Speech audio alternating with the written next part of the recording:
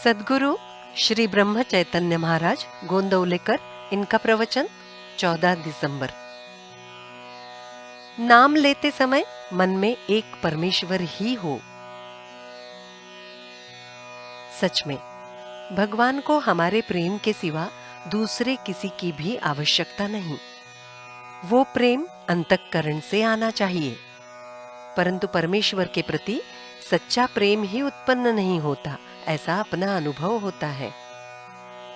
परमेश्वर को हम प्रेम पूर्वक पुकार लगा ही नहीं पाते, फिर वो उसे कैसे सुनाई देगी।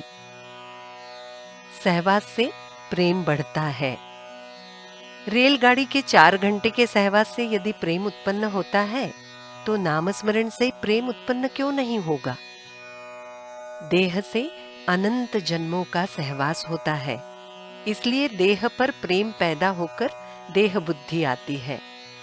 नाम का सहवास बहुत और सातत्य से करना चाहिए, यानी विषयों की और देह की आसक्ति कम होकर नाम के प्रति प्रेम उत्पन्न होगा। पत्नी और बच्चों के प्रेम के लिए हम कितना त्याग करते हैं, फिर परमेश्वर के शाश्वत सुख के लिए क्षुद्र वासनाओं का त्याग हम क्यों नहीं करें। नाम लेते समय मन में एक परमेश्वर ही होना चाहिए, दूसरी कोई भी वृत्ति उठ ना पाए, वही सच्चा नामस्मरण।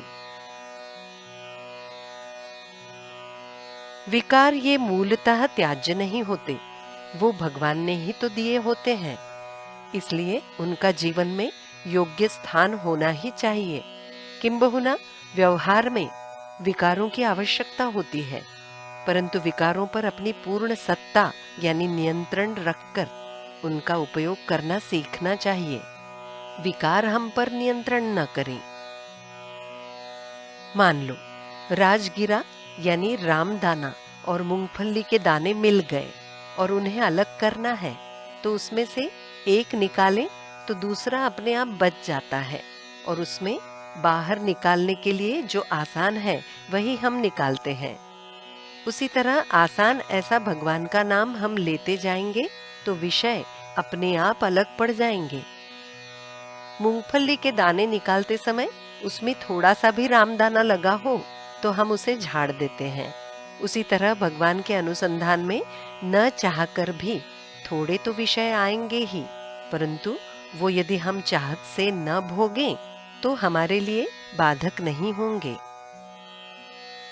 सब संतों का यही कहना है, और वो ये है कि तुम भगवान का अनुसंधान यानी स्मरण रखो, उससे तुम्हें सत्य का ज्ञान होगा। भगवान का अनुसंधान, इसका अर्थ ये है बाकी की बातों की ओर ध्यान न जाए, उनकी उपेक्षा हो तो चलेगा, परंतु परमात्मा का विस्मरण कदापि ना हो। भगवान का अनुसंधान कौन कैसे रखेगा, इसका कोई नियम नहीं है। कोई पूजा करके वो रखेगा तो कोई भजन करके रखेगा, कोई नामस्मरण करके रखेगा तो कोई मानस पूजा करके रखेगा, और कोई चित्रकला के माध्यम से भी रखेगा। भगवान का अनुसंधान ये हमारा ध्येय होना चाहिए, और उसके अनुसार बाकी बातें हम करें। कर्तव्य का भान और भगवान का अखंड अनुसंधान, यही सब पोथियों का सार है।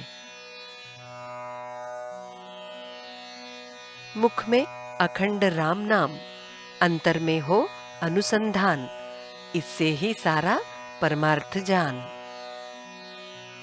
जानकी जीवन स्मरण जय जय राम।